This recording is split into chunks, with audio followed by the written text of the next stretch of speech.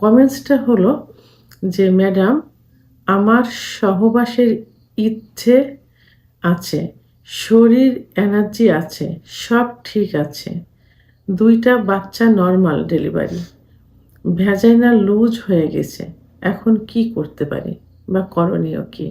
দেশের এবং প্রবাসের ভাই-বোনদের প্রতি সালাম। আসসালামু আলাইকুম। আমি প্রভাষক ডাক্তার রিক্তা পারভীন, হোমিওপ্যাথি এবং আয়ুর্বেদিক চিকিৎসক।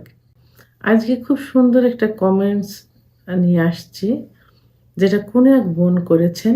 বর্তমান এই কমেন্টসটা প্রায় বোন করে থাকে এবং তাদের যে কষ্টগুলো, সেই কষ্টগুলো শেয়ার করে থাকেন এবং চিকিৎসা নিতে চায়। তো ভালো লাগে যে তারা মানে একটা জায়গা পেয়েছে, যেগুলো নিয়ে দীর্ঘদিন তারা হতাশায় থাকতো বা থাকে। তো আমাদের মতো ডাক্তাররা এগুলো নিয়ে আলোচনা করার জন্য এবং চিকিৎসা দেওয়ার জন্য তারা অনেকটা শান্তি পেয়েছে, স্বস্তি পেয়েছে। তো দেখেন যে এখন এরা কতটা সচেতন। এই বিষয় নিয়ে আগে তারা মুখ খুলত না। দিনের পর দিন তারা নির্যাতিত হতো।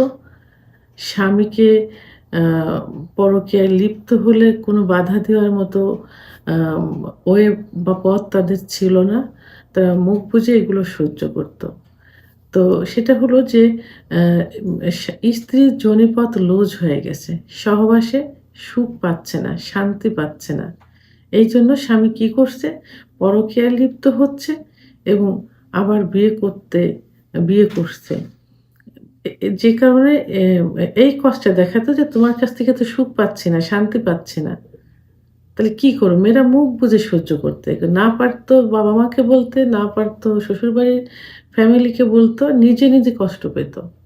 এবং মুখ বুজে সহ্য করতে হতো। কিন্তু এখন সেইটা আর নেই। এখন এরা ওয়ে পেয়ে গেছে। কারণ YouTube চ্যানেল দেখে এ মা এ এবং আমাদের মতো ডাক্তার, আমাদের থেকে অনেক বড় ডাক্তার, সিনিয়র ডাক্তারদের আলোচনা শুনে তারা অনেক স্বস্তি পেয়েছে এবং আ আ একদম গ্রামগঞ্জে যেসব মেয়েরা থাকে, গ্রামগঞ্জে শহরের ছোঁয়াও তাদের ভিতর নেই। শুধুমাত্র YouTube চ্যানেল দেখে তারা কিন্তু এখন ফোনের মাধ্যমে চিকিৎসা নিতে চায়। চিকিৎসা না নিতে চাইলেও কি করবে? কোথায় চিকিৎসা নেব? স্থানীয়ভাবে কোথাও আছে কিনা? ইত্যাদি জানতে চায়, পরামর্শ নিতে চায়। তো এখন ভ্যাজাইনাল লুজ এটা একটা স্বাভাবিক কিন্তু। কারণ আমাদের বয়স বাড়ছে। আমাদের বয়স বাড়ার সঙ্গে আমাদের সবকিছুই স্কিন গুলা কিন্তু লুজ হয়ে যাচ্ছে। সবকিছু লুজ হয়ে যাচ্ছে। তা ভ্যাজাইনা লুজ হয়ে যাবে। এটা তো অস্বাভাবিক কিছু না। তো এখন স্বামীদের একটা কথা থাকে যে, "তুমি বিয়ের আগে কোথায় কি করে আসছো? বিয়ের পরে কোথায় কি করছো?" যারা দেশের বাইরে গেছে তারা বলে যে, "আমি বাসায় রেখে আসলাম দীর্ঘদিন সহবাস নেই, তা লুজ হয়ে গেল কি কারণে?" আর এই ভয়ে স্ত্রীরা কি করে স্বামীর দেশের থেকে আসার আগেই চিকিৎসা নিয়ে সুস্থ হতে চায়।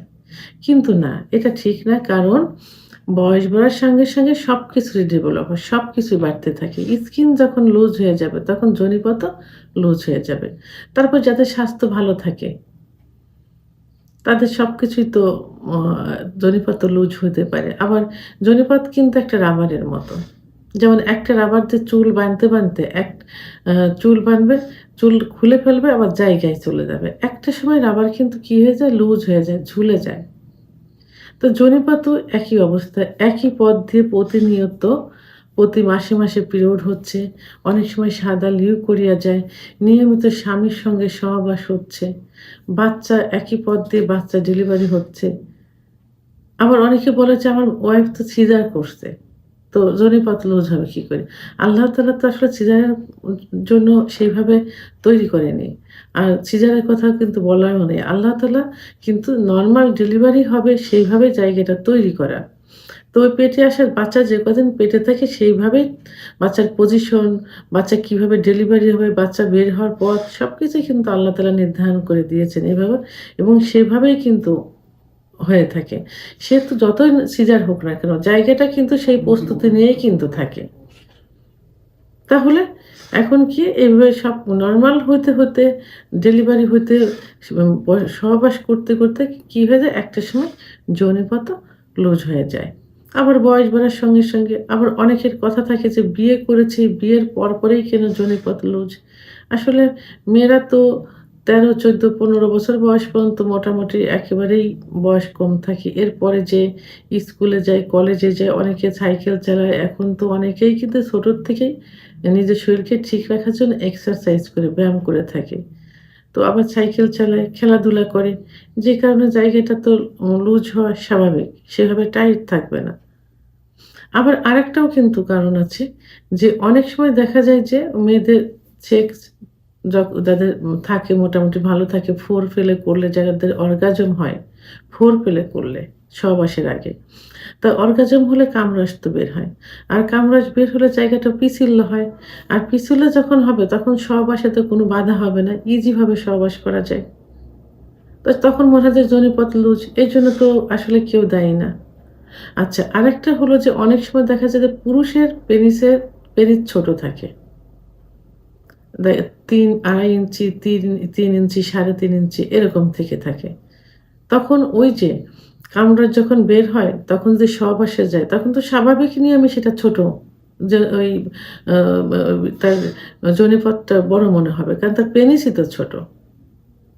তো এইজন্য তো এগুলো আসলে শুধু মেয়েদের উপর চাপাই দেওয়া ঠিক না। কারণ আপনার প্রবাসী ভাইরা প্রবাসে গেছে, বউ রেখে গেছে। তা বউ কি সেই ছোটই রয়ে গেছে? বউ কি কোনো ডেভেলপ হয়নি? বউর কি প্রতি মাসে পিরিয়ড হচ্ছে না? আরেকটা বড় সমস্যা থাকে যে আম বিদেশ যাওয়ার পরে স্ত্রীর সঙ্গে খোলামেলা ভিডিও কলে কথা বলে। ভিডিও কলে কথা বলার পর নিজেও তো যখন সেক্স উত্তেজনা আসে, নিজেও মাস্টারবেশন করে, এদিকে স্ত্রীকেও দিয়ে মাস্টারবেশন করে। তো স্ত্রীকে দিয়ে যদি এভাবে একাধিকবার মাস্টারবেশন করে এবং সে তাহলে তো তার জনিপথ তো লুজ হবেই। তো এখন লুজ এভাবে হবে কিন্তু তার সমাধানও আছে। অনেকে সার্জারি করতে চায়। একটা জিনিস হলো যে দেখবেন রাবার যখন বড় বলে যায়, চুল বাঁধতে, বাঁধতে রাবার যখন বলে যায়, তখন মাঝে একটা গিঁট্টি দেবেন রাবারের মাঝে। গিঁট্টি দিলে তার ২ পাশে ২ টা অংশ হলো। তো ওই অংশ দিয়ে কি আপনি স্বাভাবিকভাবে চুল বাঁধতে পারবেন? এক পাশ দিলেন, দুপাশ দেওয়ার সময় আর দেওয়া যাবে না। কারণ সেটা রাবার থাকলো না, সেটা একটা রশি হয়ে গেল। তো যোনিপথ যদি ওইরকম লুজ হয়ে যায়, আপনি যোনিপথ যদি সার্জারি করেন, স্টিচ দিয়ে দেন, তাহলে কি হলো? সে বেশি টাইট হয়ে গেলে না অনেক কমপ্লেইন কিন্তু আসে। যারা এরকম সার্জারি করছে, যোনি টাইট করার জন্য স্টিচ দিছে, পরে যে সহবাসী তারা করতে পারে না। কারণ যোনির ভিতর হলো স্পঞ্জের মতো। যোনিপথের ভিতরে খ্যাচকেটা, খ্যাচকেটা ওয়াল থাকে। যে ওয়াল থেকে কামরস বের হয়, হরমোন নিঃসৃত হয়। তো সেইটা সহবাসের সময় আ পুরুষের পুরুষাঙ্গ চুম্বকের মতো টেনে ধরে এবং স্পঞ্জের মতো হয়। তা যদি সার্জারি করা হয় রোগ চিকিৎসা না করে তার জায়গাটায় আ মানে হরমোন সৃষ্টি না করে তার সেক্স উত্তেজনা সেক্স হরমোন বৃদ্ধি না করে তাকে যদি স্টিচ সার্জারি করা হয় তাহলে কি জায়গাটা আম খুব ইজি মনে হবে? সহবাসে গেলে কি হবে? আপনি নিজেও কষ্ট পাবেন, আর স্ত্রীও কষ্ট পাবে। জায়গাটা আবার চিড়ে যাবে আবার। এইজন্য এইটা ইস্টি এম ছাড় স্টিচ না দিয়ে সার্জারি না করে কেন হলো? সেক্স হরমোন বৃদ্ধি করতে হবে এবং আ ওয়াল থেকে যে কামরস নিঃসৃত হয়, যে হরমোন নিঃসৃত হয়, সেগুলো চিকিৎসার মাধ্যমে আবার তৈরি করতে হবে। এটা কিন্তু হোমিওপ্যাথির চিকিৎসার মাধ্যমেই একমাত্র এটা করা কিন্তু সম্ভব। কিছু ওষুধ খেতে হবে এবং ব্যবহার করতে হবে। এইজন্য একজন অভিজ্ঞ সম্পন্ন রেজিস্টারকৃত হোমিওপ্যাথি এবং আয়ুর্বেদিক ডাক্তারের শরণাপন্ন হতে হবে। বিনা অপারেশন অর্থাৎ বিনা সার্জারিতে যোনিপথ পূর্বের মতো না হলেও অনেকটা টাইট করা সম্ভব। এতে কি হবে? স্বামী-স্ত্রী দুজনেই সহবাসে সুখ অনুভব করবেন। স্বামীও মজা পাবে স্পঞ্জের মতো যখন যোনিপথ হবে সহবাস করে, স্ত্রীও মজা পাবে যখন পুরা ওয়ালটা স্বামীর পুরুষাঙ্গে পরিপুষ্ট থাকবে।